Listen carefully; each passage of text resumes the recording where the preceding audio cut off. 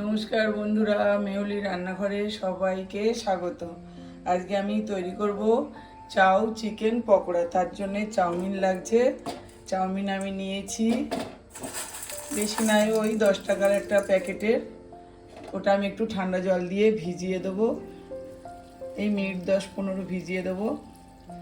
আর নিয়েছি চিকেন কিমা, রসুন কুচি 1 চামচ, আদা কুচি 1 চামচ, একটা বড় পেঁয়াজ কুচি, ধনেপাতা কুচি আর কাঁচা লঙ্কা কুচি।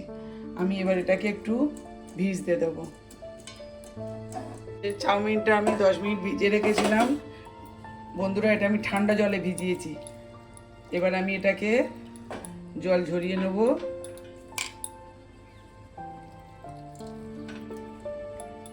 নিয়ে আমি এবার মেখে নেবো এক এক করে সব দিয়ে দেবো। আমার এখানে 150 গ্রাম থেকে 200 গ্রাম চিকেন আছে কিমা। একটা বড় পেঁয়াজ কুচি দিয়ে দিলাম, আদা দিয়ে দিলাম কুচি 1 চামচ, রসুন দিয়ে দিলাম কুচি 1 চামচ, আর ধনে পাতা দিলাম একটু পরিমাণ মতো, কাঁচা লঙ্কা কুচি 8 থেকে 10টা, আর দেব নুন, পরিমাণ মতো নুন দিয়ে আমি এবার এটাকে মেখে নেব।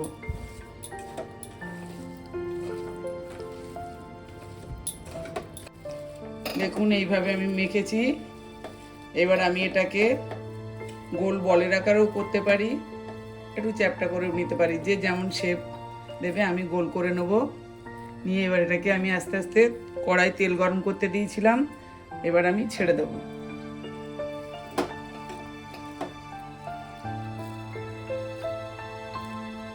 এইভাবে সবগুলো করে ছেড়ে দেব।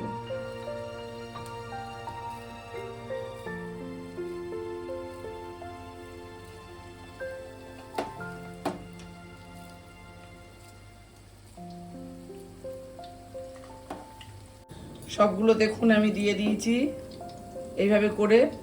এবার আমি গ্যাসটা কমিয়ে বেশ কিছুক্ষণ হতে দেব, তারপরে উল্টে দেব। মিনিট 5 এইভাবে হতে দেব। এবার আমি পকোড়াগুলো একবার উল্টে দেব, দিয়ে আবারও আমি মিনিট 5-7 পকোড়াগুলোকে হতে দেবো। একটু ভালো করে ভেজে নেবো পকোড়াগুলো। এটা খুব চটজলদি হয়। আপনারা এইভাবে বিকালের টিফিনে বাচ্চাদের করে দিতে পারেন, খুবই ভালো খেতে, সুস্বাদু। এইভাবে করে একবার দেবেন বাচ্চাদেরকে। আর ভালো লাগলে লাইক কমেন্ট শেয়ার করে দেবেন। নতুন বন্ধুরা সাবস্ক্রাইব করে পাশে থাকবেন। আমি বড়াগুলোকে একটু ভালো করে লাল লাল করে এবার ভেজে নেব। পকোড়াগুলো আমার প্রায় হয়ে এসছে, চাউ চিকেনের পকোড়া। আর একটু লাল করে ভেজে আমি এগুলো তুলে নেব। এগুলোকে তুলে আমি টমেটো সসের সঙ্গে সার্ভ করব। পকোড়াগুলো আমার হয়ে গেছে, এবার আমি আস্তে আস্তে তুলে নেব।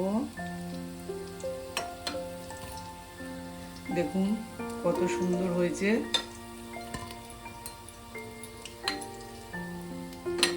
আওয়াজটা শুনেই বুঝতে পারছেন।